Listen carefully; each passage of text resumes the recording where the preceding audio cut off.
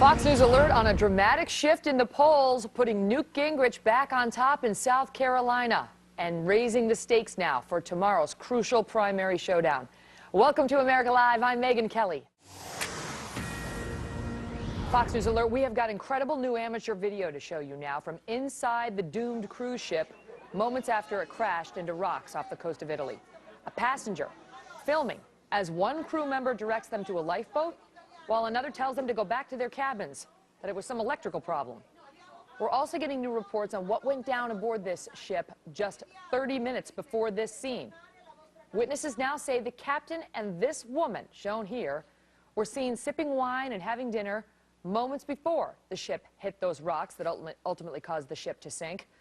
Prosecutors accuse the captain of manslaughter and abandoning his ship.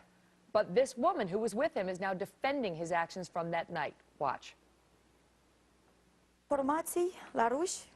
I've heard in Russian media that the captain left the ship first or among the first, but this is not true. I'm a witness. I don't know if I'm invited to testify in the court or not, but as a witness, I can say that I left the deck at 23:50 following an order from the captain, who told me to go to the third deck to get into a lifeboat that could take more people.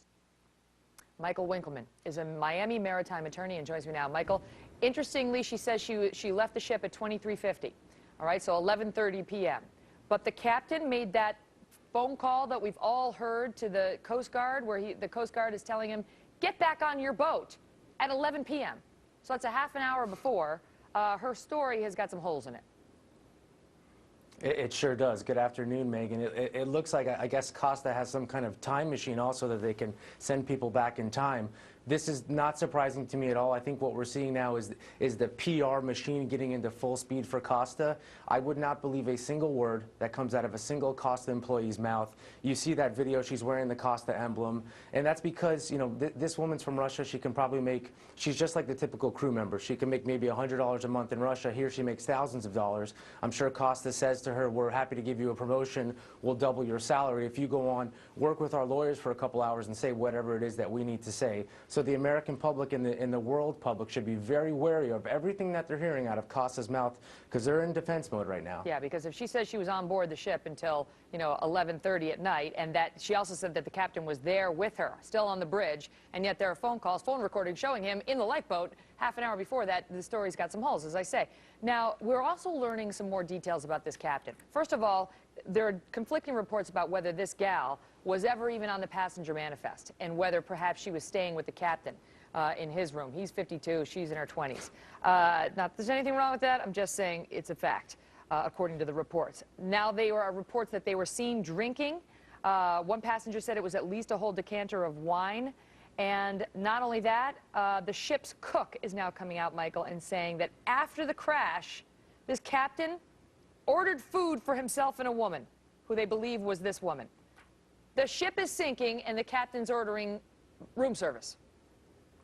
Wow. Well, that's a lot of new information for me there. Obviously, it's hard to know what's true and what's not true. As to the drinking and being at dinner right before, you know, it's not uncommon for a captain to be dining in the main dining room. He's sort of a public relations figure even on the ship. But I think what's important is if they were executing this dangerous maneuver, deviating from the course, that captain had a duty to be on the bridge to make sure the ship was doing what it was supposed to be doing.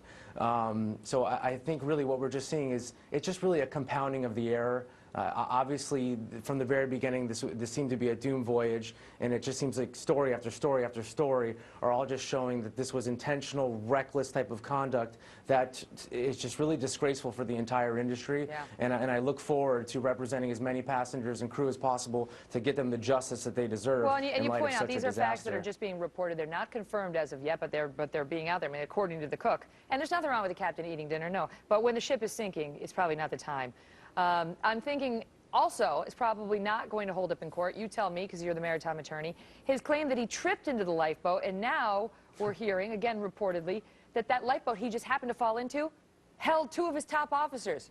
Hey, what are you guys doing here? I mean, is anybody going to believe this? Perhaps, Megan, it was a domino effect. One fell into one fell into the other. No, of course not. I mean, you know, the law, whether it's in Italy, whether it's in Miami, wherever it is, the law is not supposed to be too distant from common sense. And common sense tells you that story just doesn't fly.